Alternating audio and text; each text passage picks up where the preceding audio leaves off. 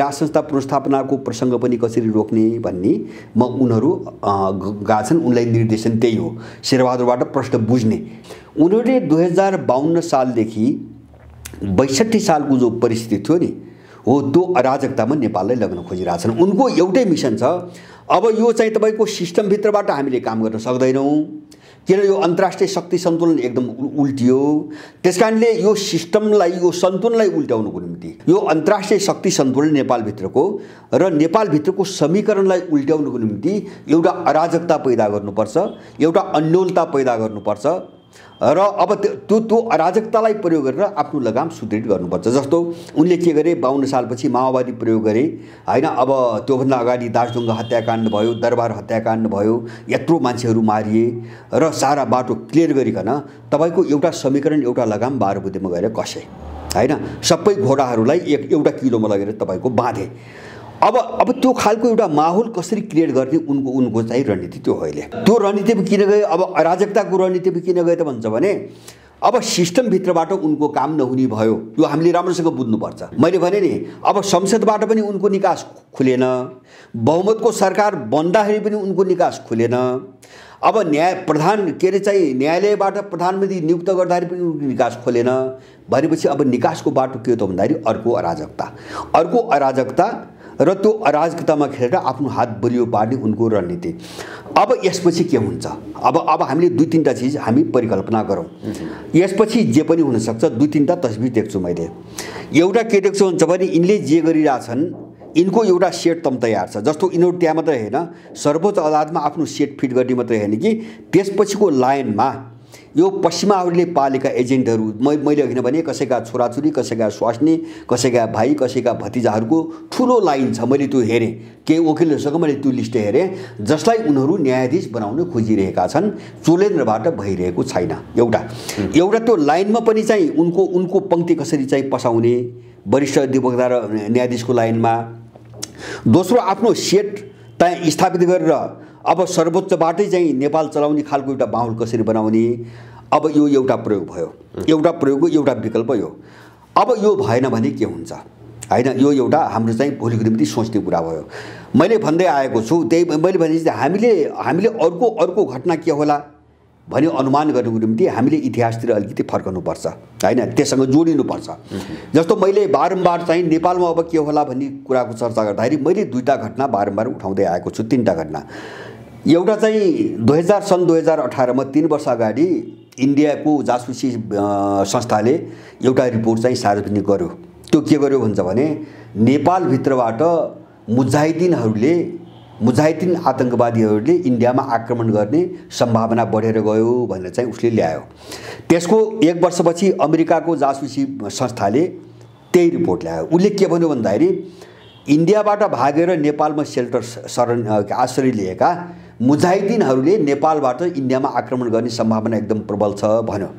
उनले त्यो रिपोर्ट किन ल्याएर भन्दाखेरि त्यो तयारी उनी गरिरहेछन्। जस्तो नेपालभित्रबाट आतंकवादी आक्रमण गराएर नेपालको वातावरण धमाल्ने सम्पूर्ण तयारी उनले गरिरहेछन्। त्यसको निम्ति उनले गृह कार्य त्यस्तो मान्छेलाई मानसिकता बनाउन त्यो प्रचार गरे, प्रोपगन्डा गरे र उनले यताबाट सकेनन् भने एउटा दोस्रो खेल त्यो हुन सक्छ हैन। जस्तो आइएसआई प्रयोग गर्यो नि, अमेरिकाले आइएसआई प्रयोग गर्यो अथवा अल कायदा प्रयोग गर्यो, सुरुमा त प्रयोग गर्यो, तालिबान प्रयोग गर्यो। अब कुनै मुजाहिदिनको नाममा उनले सङ्गठित गरेका आपराधिक ग्याङहरूलाई यहाँ हत्या हिंसामा प्रयोग गर्छन् र वातावरण गिजोल्छन् हैन। दोस्रो विकल्प त्यो हुन सक्छ। अब यसको तेस्रो विकल्प के हुन सक्छ भन्छ भने जस्तो चाहिँ तपाईको उनले नेपालभित्र एउटा गिरिद्धको अवस्था सिर्जना गर्ने हैन। जस्तो पहिले जातिको रूपमा खेल्न खोजे, यिनीहरू असफल भए, किन त्यो ग्राउन्ड नै थिएन नेपालमा, त्यो ग्राउन्ड नै थिएन। अब बाबुराम जस्ता, प्रचण्ड जस्ता दुष्टहरूलाई प्रयोग गरेर नेपालको नाम फेर्ने, पृथ्वीनारायणका शालिग ढाल्ने, नेपालको झन्डा बदल्नेसम्मका कोसिस गरे, कहीँ पनि काम लागेन। त्यसकारणले अब उनले अर्को खेल के गर्न सक्छन् भन्छ भने जस्तो कुनै मुद्दाहरू प्रयोग गर्न सक्छन्, जस्तो धर्मको मुद्दा प्रयोग हुन सक्छ। मैले त्यो सम्भावना बढी देख्छु, किन आरएसएस पनि त्यसमा लागेको छ, पश्चिमा पनि त्यसमा लागेको छ। त अहिले एक खालको जस्तो आरएसएस र पश्चिमाहरूको समान एजेन्डा मैले के देख्छु भन्छ भने उनको कोणबाट हैन, त्यो शब्दको चाहिँ खास अर्थ के हो म त्यतातिर जान चाहन्न। उनीहरूले हिन्दू राज्य लेखाएर चाहिँ अर्को पङ्क्तिको ठ्याक्कै एउटा मोर्चा बनाउन खोजिरहेछ, जो इन्डियामा गरे हैन, जो राम मन्दिरको नाममा चाहिँ अब आरएसएस प्रयोग गरेर अनि चाहिँ तपाईँको त्यहाँका क्रिस्चियनहरू, त्यहाँका चाहिँ अम्बेडकरवादी बुद्धिस्टहरू अथवा चाहिँ तपाईँको जैनहरू अथवा चाहिँ इस्लाम मुस्लिमहरूको एउटा मोर्चा बनाइदियो उनीहरूले। र इन्डिया ठ्याक्कै हिन्दू भर्सेस गैर हिन्दू एउटा सम्प्रदायमा धार्मिक समाजमा विभाजित भयो। अब त्यो विभाजनको एउटा वातावरण यहाँ सृजना गर्ने खेलमा उनीहरू लागिरहेछन् अहिले हैन। अब यो त्यस्तो प्रयोगी हुनसक्छ। त्यस कारणले उनीहरू विकल्पमा एउटा हत्या हिंसा, एउटा चाहिँ गिरुद्धको निम्ति चाहिँ यस्ता चाहिँ मुद्दाहरूमा चाहिँ मान्छे विभाजित गर्ने र तेस्रो चाहिँ जस्तो सर्वोच्च अदालत जस्तो चाहिँ संस्था कब्जा गर्न अगाडि बढ्ने, यो सबै विकल्पमा छ। यो विकल्पमध्ये उनीहरू अलिकति सजिलो कहाँ हुन्छ उनले बढाउने त्यसैलाई हो। मलाई लाग्छ सर्वोच्चको यो केसमा केही दिन प्रयोग होला नि, यो धेरै जाँदैन हैन। अब केही दिन एकाध महिना केही जाला। अब यसमा सफल भएनन् भने मलाई विश्वास छ नेपालमा हत्याको एउटा श्रृङ्खला सुरु हुन्छ। उनले त्यो गर्छ। यसमा असफल भयो भने हो। अब यसमा असफल भयो भने जस्तो गृहयुद्धको निम्ति समय चाहिन्छ लामो हैन, जस्तो धार्मिक कोणबाट गराउनु खोजुन् वा चाहिँ सामाजिक कोणबाट गराउनु खोजुन्, एक त त्यो सम्भव छैन। दोस्रो कुरो लामो प्रक्रियाको कुरा हो त्यो। अब त्यहाँसम्म पर्खने चाहिँ तपाईँको धैर्यता र अब त्यो चाहिँ क्षमता यिनीहरूसँग छैन। किन भन्छ भने अन्तर्राष्ट्रिय लडाइँमा, अन्तर्राष्ट्रिय ध्रुवीकरणमा उनीहरूलाई आच्छु भएको छ अहिले। अमेरिकन र युरोपियनहरूलाई आच्छु भएको छ रुस र चीनसँग, इरानसँग लड्नको निम्ति हैन।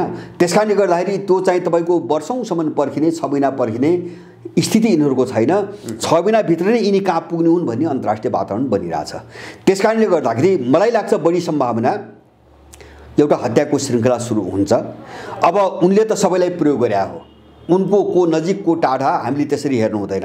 दलाल उनको आफ्नो पनि होइन, ऊ प्रयोगको निम्ति अगाडि सारिएको हो। मिसन असफल भयो भने वातावरण धमाल्न उनले प्रचण्ड पनि मार्न सक्छन्, शेरबहादुर पनि मार्न सक्छन्, अथवा अर्को कुनै पनि मान्छे मार्न सक्छन्, अथवा कुनै सार्वजनिक ठाउँमा एउटा मान्छेहरूको भिडभाड ठाउँमा बम ब्लास्ट गरेर चाहिँ तपाईँको 100 मान्छे पनि मार्न सक्छन्। आखिर वातावरण गिजोल्ने न हो, जसरी गिजोलिन्छ त्यो ढङ्गले गिजोल्नु पर्यो। उनी अब यस पछाडि अगाडि बढ्ने कदम त्यही हो हैन। त्यसमा प्रश्न मैले अघि नै भने नि, उनीहरू त्यो कदमलाई मलाई लाग्छ अहिलेसम्म भइसक्थ्यो, नेपालमा त्यो डिजाइन प्रयोग भइसक्थ्यो हैन। जो इन्डियन र अमेरिकनहरूले जासुसी संस्थाको नाममा जो चाहिँ प्रबन्ध गर्न खोजे नि, त्यो के कारणले रोक्यो त भन्छ भने उनको त्यो रिपोर्टपछि चिनिया राष्ट्रपतिको एउटा चाहिँ तपाईँको मुखबाट एउटा कुरा आछ। अब धेरै बहस पनि भयो। अब नेपाल के अरे चीनका विरुद्धमा कसैले गतिविधि गर्यो चीनका विरुद्धमा भयो भने त्यसको चाहिँ तपाईँको हाडखोर पनि बाँकी रहन्न भन्ने जुन अभिव्यक्ति दिए हैन, त्यसपछि ती रिपोर्टहरू चाहिँ त्यो लेखिन बन्द भएको छ। त्यसपछि त्यो बन्दै भयो हैन।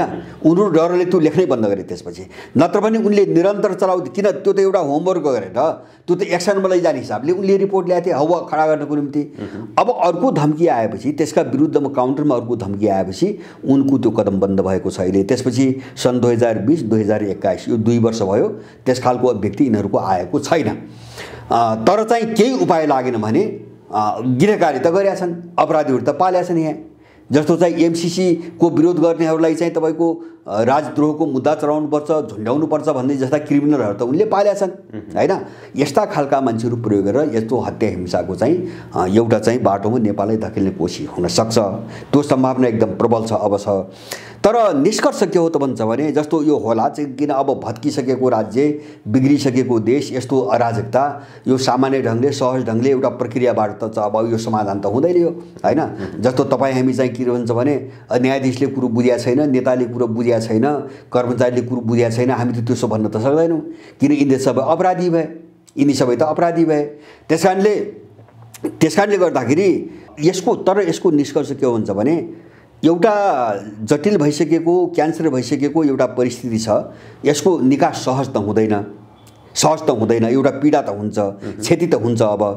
तर मैले भन्न खोजेको के हुन्छ भने त्यसको नतिजा, त्यसको परिणाम यिनको पक्षमा अब जाँदैन, कुनै पनि हालतमा यिनको पक्षमा जाँदैन। निकास सहज तरिकाले हुँदैन हैन। यो पीडादायी नै हुन्छ। अब यो पीडा भन्ने शब्दभित्र चाहे तपाईँको रगतको कल्पना गर्नुहोस् हैन, चाहे चाहिँ तपाईँको अब दमनको कल्पना गर्नुहोस्, चाहे चाहिँ अरू चिजको कल्पना गर्नुहोस्, त्यो के हुन्छ म भन्न सक्दैन।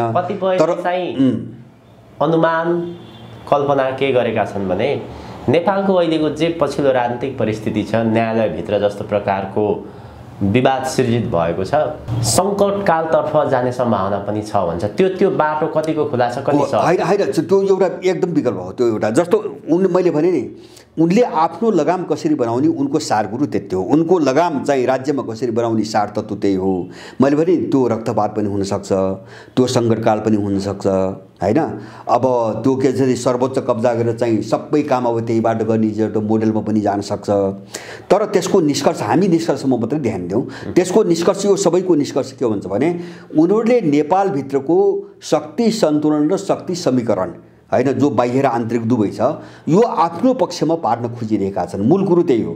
त्यो कसरी पर्छ उनीहरू त्यो प्रयोग गरिरहेका छन्, होइन। तपाईँले भनेको सङ्कल्पपाल पनि एउटा विकल्प हो, उनीहरूको एउटा विकल्प हो, होइन। त्योभित्र त्यो विकल्प पनि पर्छ। तर निष्कर्ष के हो भने मैले भने नि उनीहरू सफल हुँदैनन्। मैले बुझेको यति हो। उनीहरू किन सफल हुँदैनन् भन्छ भने त्यो अन्तिम क्षण, जस्तो मर्ने बेला त सम्पूर्ण शरीर तन्काउँछ मान्छेले भन्छन् नि, मर्ने बेला सास अन्तिममा जाने बेला त मान्छेले सम्पूर्ण शक्ति लगाउँछ, होइन। शरीर चाहिँ एकदम अठिलो ढङ्गले चाहिँ तपाईँको सम्पूर्ण ताकत चाहिँ केन्द्रित हुन्छ, सेन्ट्रलाइज हुन्छ। हो, यिनको शक्ति केन्द्रीकरणको चाहिँ परिस्थिति हो अहिले। अब त्यो के कारणले हो त भन्छ भने, त्यो के कारणले सफल हुँदैनन् त भन्छ भने जस्तो उनीहरूको अन्तर्राष्ट्रिय ध्रुवीकरणमा उनको हात धेरै कमजोर, धेरै खोकुलो भइसकेको छ। मैले अघि नै भने अहिले सरसर्ती परिदृश्य हेर्दाखेरि पनि मैले हेर्छु, होइन। अब इन्डो पश्चिमा शक्तिहरूको एकहोरो भागदौड मात्रै छ। विगत 5-7 वर्ष त अहिले मात्रै होइन, एकहोरो भागिरहेका छन्, अर्को पक्षले एकहोरो लखेटिरहेको छ, होइन। एउटा केसमा पनि चाहिँ पश्चिमाहरूले आफ्नो हात माथि पार्न सकेनन्। तपाईँको क्रिमियादेखि सरसर्ती हेर्नुहोस्, Venezuela, Afghanistan, Iraq, Iran, Israel, होइन त, जस्तो तपाईँको ताइवान, हङकङ, अथवा चाहिँ तपाईँको अब मध्य एसिया सबै कोसिस गरे, बेलारुस, युक्रेन सबै कोसिस गरे। उनीहरू काहीँ पनि सकिरहेका छैनन्। बरु चाहिँ नतिजा के निस्किएको छ भन्छ भने यो पछिल्लो कालमा पनि जस्तो अहिले पश्चिमाहरू रुसको एकहोरो लखेटाइमा परिरहेछन्, होइन। जस्तो अमेरिकन कयौँ जहाजहरू लखेटे, चाइनिजहरू लखेटे, रुसीहरूले लखेटे। मलाई के लाग्छ भन्छ भने उनको हिजोको पोजिसनमा उनीहरू अन्तर्राष्ट्रिय राजनीतिक शक्तिमा हुन्थे भने उनले धेरै पहिले नै कारबाही गरिसक्थे। त्यो रुसमाथि पनि गर्थे, चीनमाथि पनि गर्थे, अर्कोमाथि पनि गर्थे, होइन। यिनले चाहिँ एउटा तौलले हेर्ने, उनले आक्रमण गर्छन् कि गर्दैनन्, कति खतरा हुन्छ भने एउटा बुझ्ने प्रक्रियामा उनीहरू त्यो दिशातिर गएका छन्। र अब त्यसको अर्थ नेपालमा के हो? नेपालमा त्यसको के मतलब त, होइन। जस्तो युक्रेन र बेलारुसको केसमा रसियनहरूले लखेटिरहेछन् पश्चिमाहरूलाई, ताइवानमा चाहिँ तपाईँको चाइनिजहरूले चाहिँ तपाईँको लखेटिरहेछन्, हङकङमा असफल भए। त्यसको अर्थ नेपालमा के त भन्छ भने नेपालको भूराजनीतिक सङ्कट उनको रणनीतिसँग जोडिएको छ। यो हाम्रो कारणले उत्पन्न भएको होइन। यसको जरो नेपालभित्र तपाईँ कहीँ पनि पाउनुहुन्न, होइन। तपाईँको चाहिँ जस्तो यिनी आन्दोलन भन्छ नि, यसको उत्थान र पतनको नाभि पनि नेपालमा कहीँ पनि छैन, सबै विदेशी मिसन हो। त्यस कारणले जब यो सबै विदेशी मिसन हो, इन्डो पश्चिमाहरूको मिसन हो भने अन्तर्राष्ट्रिय ध्रुवीकरणमा उनीहरू जति कमजोर हुँदै जान्छन्, नेपालभित्र त्यही अनुपातमा यिनी कमजोर हुँदै भएको यति हो। अहिले भएको यति हो। यिनी कमजोर हुन्छन्, कमजोर हुने रफ्तार बढिरहेछ, यिनी सफल हुँदैनन्। किन भन्छ भने मलाई त विश्वास छ अहिले त्यो रूपमा जस्तो प्रकट भएको छैन। जस्तो न्यायले देख्यौ नि, यो त हिजै पनि त थियो नि त भित्र। जस्तो अहिले पैसा नखाएर कुन न्यायाधीशले फैसला गर्छ, कुन न्यायाधीशले न्यायको पक्षमा फैसला गर्छ, होइन। जस्तो चोलेनको व्यतिथिको कुरा गरिरहेछ नि, यिनी दलालहरूले, यिनी एनजिओको पैसा खाने दलालहरूले अब न्यायपालिकाभित्र चाहिँ विदेशी पैसा हाल्नु गलत हो भने बोल्छन् बोल्दैनन्? तपाईँ सोध्नुहोस् त, बोल्दैनन्। किन यिनी आफैले खाछन्, होइन। तपाईँको न्यायाधीशहरू अथवा वरिष्ठ अभियन्ताहरू दलको कोटाबाट चाहिँ नियुक्त गर्नुपर्छ भने चाहिँ त्यसको विरुद्धमा यिनी बोल्छन् बोल्दैन? त्यो व्यतिथि हो कि होइन? पश्चिमाहरूको मिसन प्रष्ट के देख्यो भने अहिले यदि उनीहरूको मिसन सफल भएन भने त्यो राष्ट्रहरू अथवा जुन राष्ट्रहरूमा उनीहरूले प्रयोग गरेका छन् त्यो राष्ट्रहरूमा उनीहरूले चाहिँ हत्या, हिंसा, अराजकता मच्याउने त्यो प्रकारको द्वन्द्व सृजित गरिदिने। एकदम अन्तिम उनीहरूको यदि त्यहाँ छोड्नै पर्यो भने अन्तिम एकदम होइन। तपाईँ अफगानी घटना हेर्नुहोस्। हजुर, अफगानी घटनाहरू धेरै टाढा जानु पर्दैन। अमेरिकाले के गर्यो? अब तालिबानको नाममा चाहिँ त्यत्रो हत्या मचाइरहेछ, अफगानिस्तानमा त्यत्रो हत्या मचाइरहेछ, होइन। अनि चाहिँ भित्र तालिबानसँग चाहिँ तपाईँको सम्झौता गरिरहेछ। जस्तो कतारमा गरे नि उनीहरूले 1 वर्ष अगाडि नै गरे। अब तालिबानको इमिरेट उनको के अफगान इमिरेट के भनेको छ उनको इस्लामिक भाषामा, त्यो इमिरेटको रूपमा मान्यता दिएर अनि त्यो लेटर प्याडमा त्यो नाममा सम्झौता गरेछ।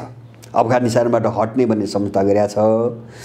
र उसले के गरेको छ भन्छ भने तिमीसँग मिलेर आइएसआई विरुद्ध हामी लड्छौँ भनेर तालिबानसँग डिल गरिरहेछ।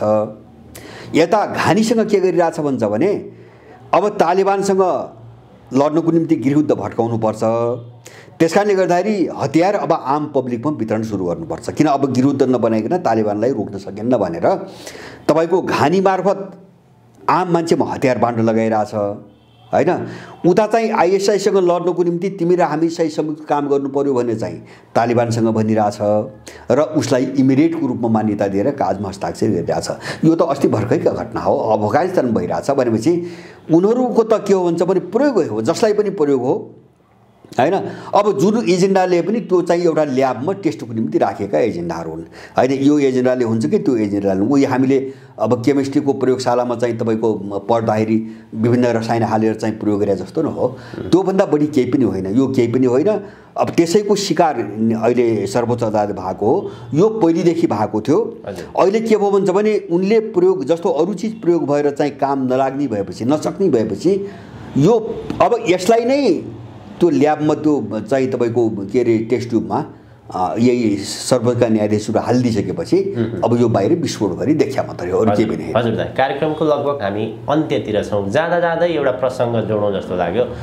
प्रधानमन्त्री शेरबहादुर देउवा बेलायत भ्रमण आएको 2 दिनपछि राजाको प्रसङ्ग पनि थिएन, राज संस्थाको प्रसङ्ग पनि थिएन। उहाँले राजा ज्ञानेन्द्र शाह यो व्यवस्थाको विरुद्धमा लागे, यदि शासनै गर्न मन लागे चुनाव लडेर आऊ भन्ने जस्तो प्रकारको अभिव्यक्ति दिए। त्यो अभिव्यक्तिको आशय अथवा अर्थ राख्छ कि राख्दैन त्यसले? कि होइन, अर्थ नराख्ने कुरो भएर मैले तपाईँले भने नि पहिले जस्तो दसैँ पछाडि बोल्दाखेरि यिनीहरू प्रतिक्रियाविहीन भए, कोही पनि बोलेनन्। शेरबहादुर कुन बेला बोले भन्छ भने बेलायतबाट फर्केपछि बोले भनेपछि उनलाई बोल्न लगाइयो होइन। जस्तो यो लडाइँ सर्वोच्चमा जो देखिन्छ नि यो सबै कुराहरू यससँग जोडिएका छन् होइन। अब यो उलट पुलटलाई कसरी रोक्ने, त्यही राज संस्था पुनर्स्थापनाको प्रसङ्ग पनि कसरी रोक्ने भन्ने उनीहरू गएका छन्। उनलाई निर्देशन त्यही हो, शेरबहादुरबाट प्रश्न बुझ्ने, किन बोल्ने भए त पहिले बोलिहाल्थे नि होइन, बोल्ने भए पहिले बोलिहाल्थे। अब त्यो पश्चिमाहरूको रणनीति किन भन्छ भने दरबार हत्याकाण्ड गराएको उनीहरूले, इन्डियनसँग मिलेर दरबार हत्याकाण्ड गराएको उनले, दाडुङ्गा हत्याकाण्ड गराएको उनले। अब उनकै मिसनमा प्रचण्ड बाबुरामबाट यत्रो 17,000 मान्छे मराइयो, त्यसमा सेना प्रयोग भयो, सबै दल प्रयोग भए होइन। अब त्यो संयुक्त मिसनमै नै 62 सालपछि नेपाललाई यस्तो बनाइयो।